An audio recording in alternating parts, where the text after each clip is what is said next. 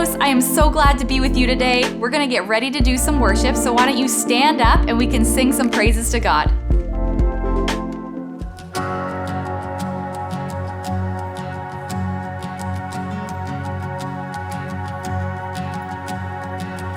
Who am I that the highest king would welcome me?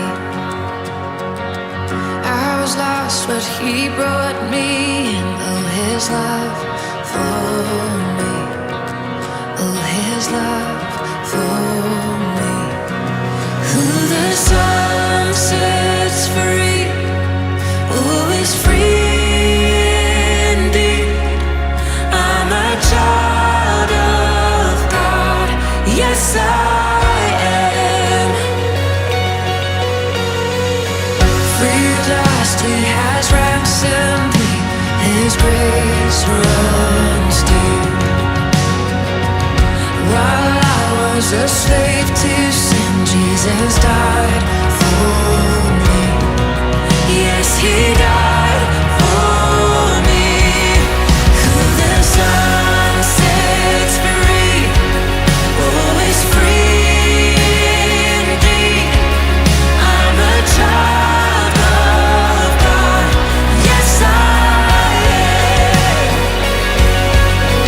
In my Father's house, there's a place for me. I'm a child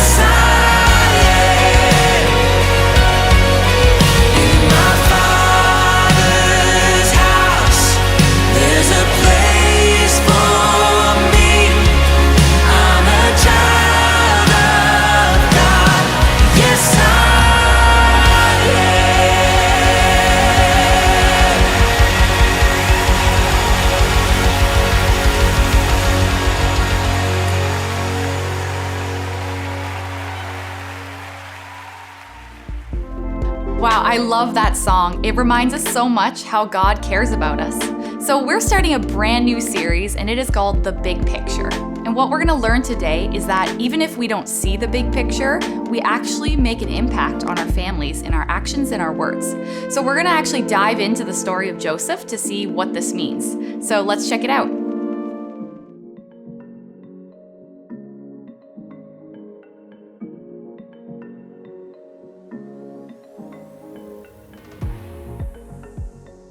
How many of you have heard of the phrase bigger picture? Have you ever thought about what exactly that means? Usually people say the phrase bigger picture when there's more to the story than we can actually see. And sometimes in our lives, it can be hard to see the bigger picture.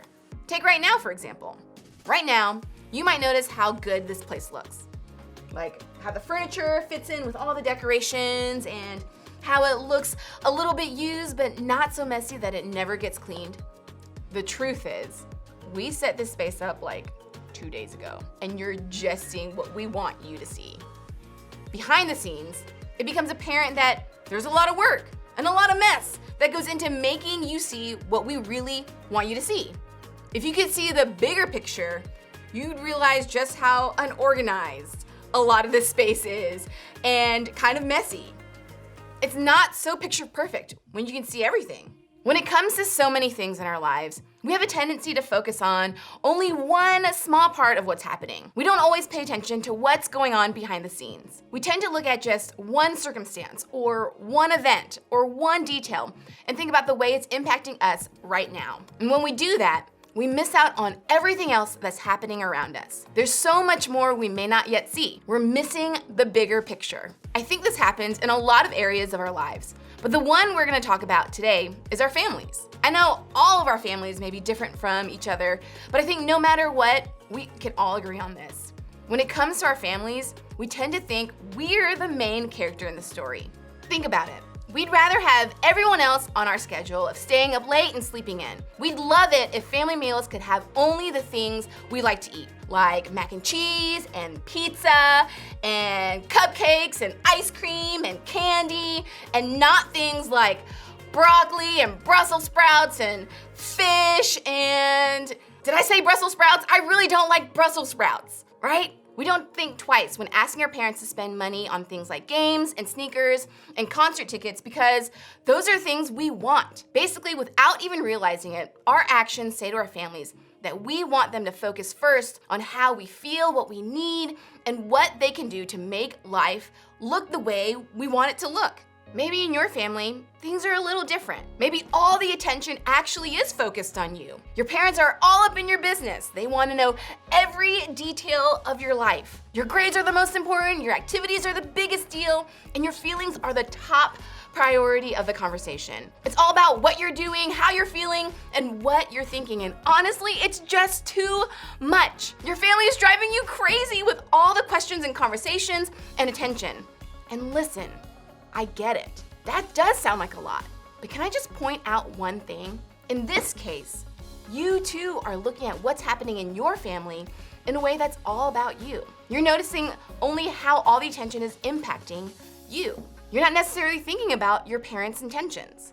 You see, whether we really are the center of attention in our families or just wish that we were, we're not seeing the bigger picture. We're not seeing that there may be a lot more happening in our families, things we don't know about or understand yet, that's causing our parents or siblings to treat us the way that they do. Or we're not seeing the bigger picture of our own actions, that the way we view ourselves and treat our families has an impact on them too. And here's the deal.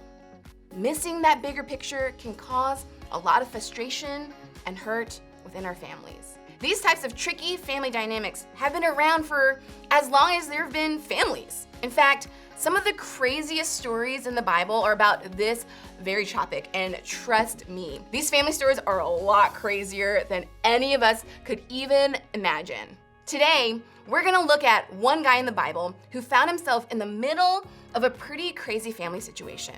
His name was Joseph, and he was actually a really big deal in the Old Testament, which is a collection of books in the Bible written before Jesus came to earth. Joseph was one of the youngest sons of a man named Jacob.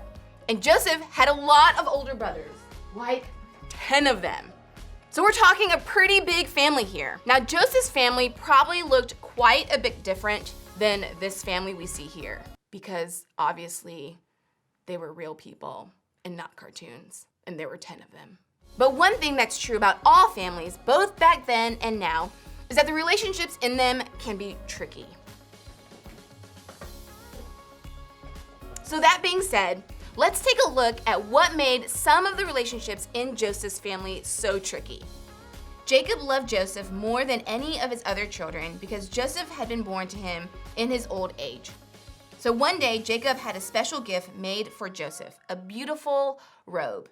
But his brothers hated Joseph because their father loved him more than the rest of them.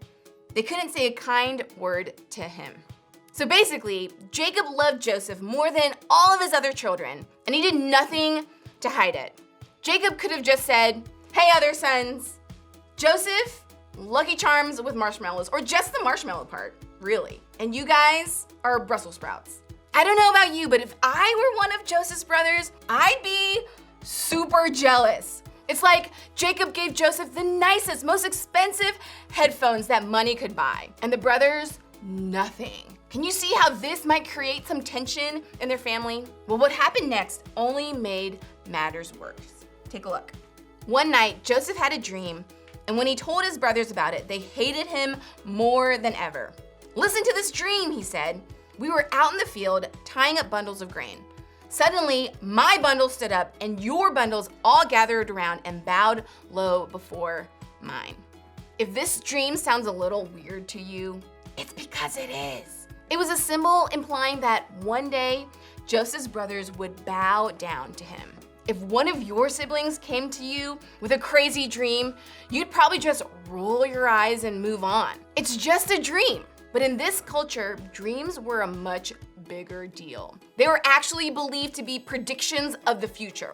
So when Joseph shared his dream about his brothers actually bowing down to him, they believed it was really going to happen. And as the passage tells us, hearing that made Joseph's brothers hate him even more. What's worse, in the next few verses, Joseph went on to share another dream he had. This time, where the stars and the moon and the sun bowed down to worship him. As you can probably guess, his brothers got even more irritated after hearing about this second dream. But what do dreams and all this family drama have to do with us? I think what we can learn from this story is this. When we can't see the bigger picture, we should remember the impact we have on our families. Scripture doesn't tell us what everyone in Joseph's family was thinking or feeling, but we can guess a lot based on their actions. It seems like everyone, Joseph, his brothers, even his dad, didn't notice how their actions affected each other. You could say they were missing some major self-awareness, and they definitely didn't see the bigger picture. All that combined caused a lot of conflict. Think about it. Jacob loved his son Joseph so much that he treated him differently than the rest of his brothers. Jacob didn't see the bigger picture, that he was causing a lot of tension and conflict between his sons. And Joseph's brothers weren't aware of the way their strong and harsh responses to Joseph impacted him. They were reacting to the hurt caused by their dad's favoritism of Joseph. But that didn't mean their treatment of Joseph didn't hurt him. Even Joseph struggled in the self-awareness department. He knew his brothers were jealous of the way their father loved and favored him. But still, Joseph came to them with not just one, but two dreams about how great he would be one day. He didn't see the bigger picture of how sharing those things might hurt his brothers even more. Everybody in this story was missing the bigger picture. They weren't paying attention to how they were negatively affecting their other family members. Honestly, I think that's true for a lot of the family tension and stress we experience. Typically, nobody's trying to be self-centered. We're simply trying to make sure that our needs are getting met. We're trying to make sure things go the way we want them to go. We're not trying to hurt anybody else. We're honestly not thinking about anybody else at all. But that's the problem. When we only think about ourselves, we miss the bigger picture. We miss the way our actions impact others. Maybe you feel like everyone else in your family isn't paying attention to how their actions impact you. Maybe your mom lied about something, or your dad left, or one of your siblings has hurt you repeatedly and without consequence. To you, I'd say this. There's more to those stories. The people who hurt you or your family, they usually do that because somebody hurt them. They were reacting out of their own pain. Does that make what they did okay?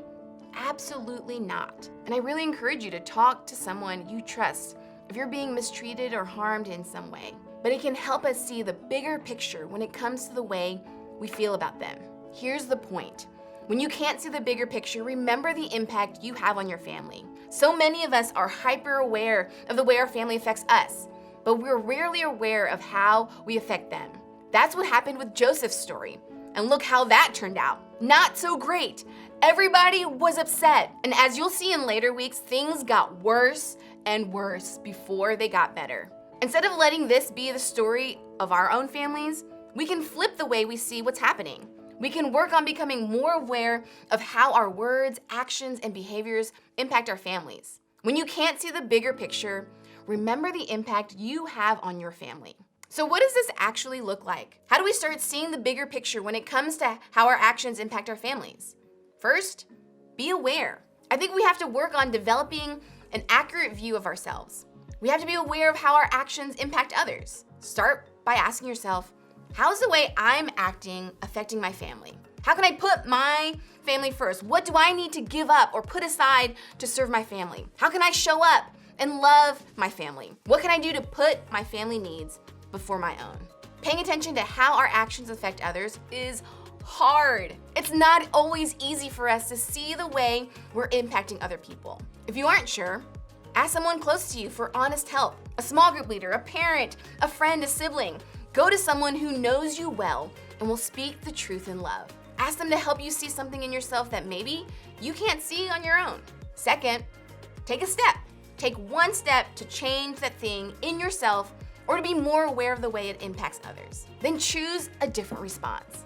Maybe you always speak harshly to your younger sibling, so you need to practice recognizing and correcting that tone. Maybe you leave your clothes or dishes or school stuff around the house for your parents to clean up, so you need to practice better awareness to pick up after yourself.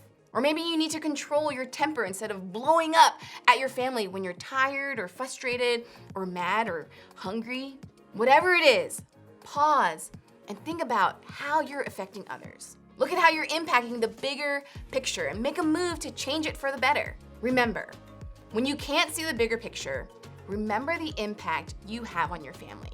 As you head out, I want you to think about this question. What's one way I might be causing conflict or tension in my family?